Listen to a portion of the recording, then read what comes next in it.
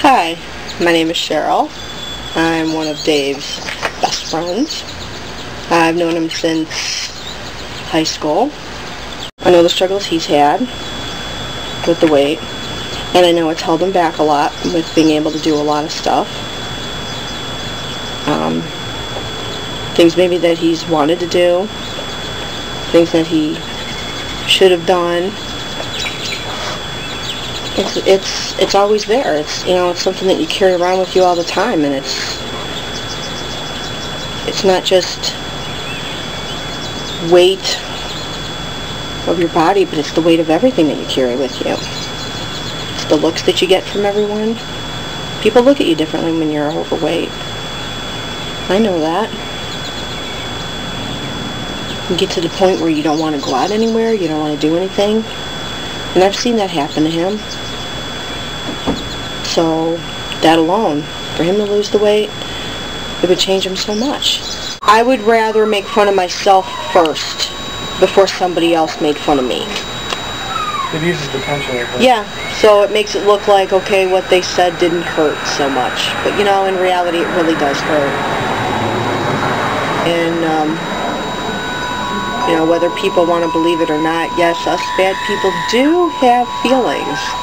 But on a lighter note, the more funny part of it is, we can laugh at ourselves too, with being fat. Remember that time we were in downtown? Oh yeah, the two of us were downtown Cleveland. We went out to lunch together. And we happened to be just standing on the curb there, waiting to cross the street. And all these people are walking by, and we're trying to figure out why do they keep laughing at us. They're looking at us and laughing. And I'm like, okay, yeah, I know, we're fat, okay, look at the fat people, have your fun, and then just move on. But why do they keep looking at us and pointing, and then they're pointing up? And it wasn't until when we walked across the street, and we looked back, and we saw that we were standing directly under a Blimpies sign. Now, how funny is that? We got the joke, but no. That's funny at our expense, but it's funny. Yeah, that was probably one of the more humorous things that has happened to us, but I guess we shouldn't laugh, but the truth is that's just the kind of reaction you get from people, Mm-hmm. And that carries into your professional life too, It does. You go in for a job interview and they've already dismissed you because of your size. Exactly. Assumed you can't do this or that because you're too big. Exactly. As soon as they look at you, they've already written you off. He's very talented, very gifted, and I think that a lot of people look past that when they see his weight and don't give him credit for what he's capable of or what he's done. And I think that this could be a turning point in his life, to give him the kind of life that he wants for himself and his family. When you're heavy, you turn to humor as a way to distract people from just seeing you as heavy. I think in a way I try to make people laugh just to be accepted. I didn't realize that until later, but I guess that's true. It's shocking when I see how many kids are overweight. Yeah.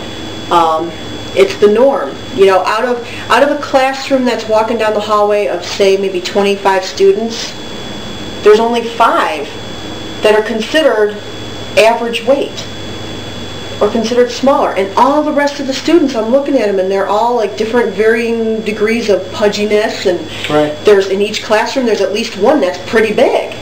Oh. Whereas back when, when we went to school. Yeah, 30 years ago, when I'm in that same grade, when I'm in that same grade, I was the outcast. Yeah. I was the one out of a classroom of 40 students in my class, I was the one that was fat. And everybody made fun of me. I looked like the outcast. I looked like the freak. Now it's the opposite. It's the little thin, skinny kids that don't look normal. Yeah. In this world. And it's sad that it's gotten to that. I know, everything's backwards compared to how it used to be. Today, being fat seems to be the norm. It's rare if you're thin. Mm-hmm. The geeks are ruling the world. What the hell is going on? What the hell's happening? No. You're the freak. You're the geek. You know how I know you're fat? How do you know I'm fat? Google is called. I want you to come in for the second half of your photo shoot. Yeah, well, you know how I know that you're fat? Oh.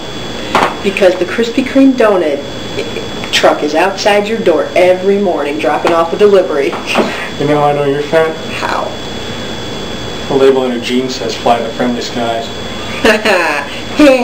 You want to know how I know you're fat? How? Ringling Brothers was at my door looking for you. Guess what? What? NASA called.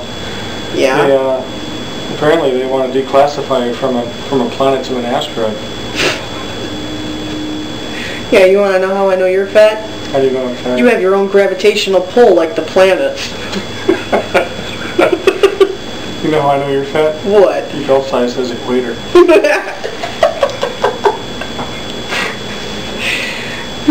Pretty good. Anyway, we joke around like this all the time. You know, we're two goofs, but we're really good friends. We've known each other for probably 25 years at least. Yeah. And, Yeah, 23, 24. Well, yeah, probably about 24 years, somewhere around there. It's long enough, believe me. I know it's hard to sit here and listen to us make fun of each other, but those are just some of the things that we've heard. In fact, I have one more for you. I actually was told I weigh more than someone's entire family, father, mother, and child. And you know what? He was absolutely right, and I guess that's what got me thinking. You know, it's just, I need to do something about it. So that's why I'm here. I need you to pick me. Yes. I know we're good people. We have fun, and you know, I want to make these changes. So I have the support of a good friend, and I know she'll be there with me. You need to pick him. She'll be there with me to the end. Yes. I'm here to support Dave, and you, Biggest Loser, need to pick him. He needs help. Yeah, I need help. Yeah, I need to lose weight. Only in a good way he needs help, but yes, please pick him, please.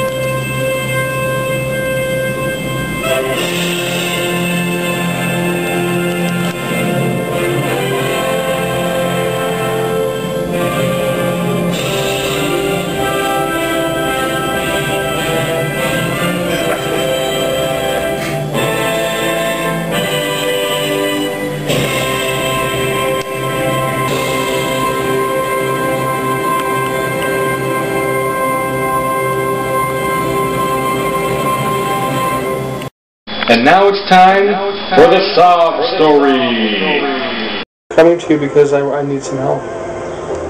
I've seen some of the changes you were able to make in other people's lives, and I'm ready. I'm ready to make that change. You know, I've been through a lot. I've lost a lot. And what I mean by that is I've let myself go. I've deprived myself of life, and I can't do that no more. I've had enough. You know, I've always been a very positive, half glass full kind of person. I'm very optimistic. I always look at the good side of everything, and I believe in everyone. And sometimes when you fall down in life, you have to pick yourself up and make a change for the better. Right now, I feel like I'm at the bottom of the barrel. I've lost so much. I recently separated from my family. Let's say part of it was because I wasn't able to find work. I think a lot of companies don't want to hire a heavy person. I think they assume that you're lazy because you can't keep up with someone else. And that's not always the case,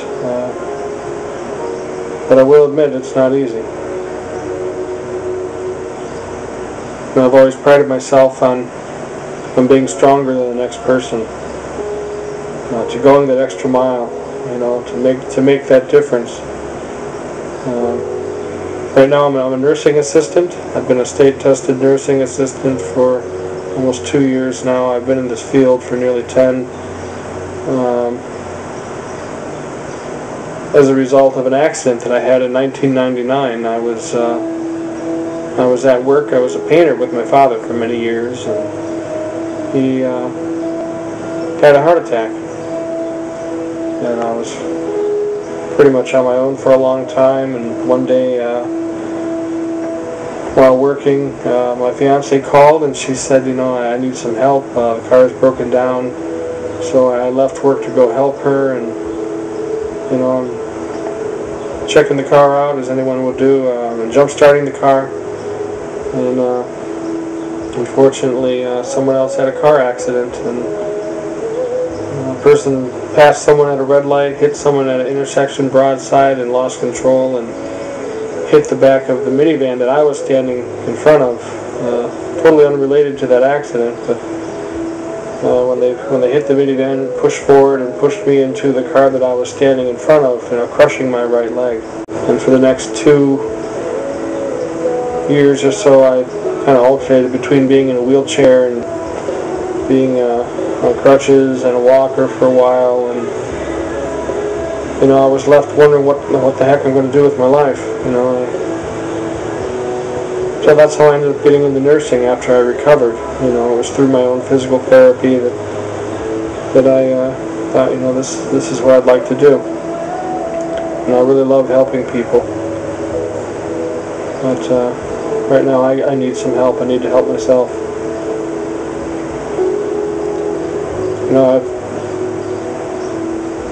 I can't change what has happened, but I can make the best of it. I can change myself and make the most of this terrible experience.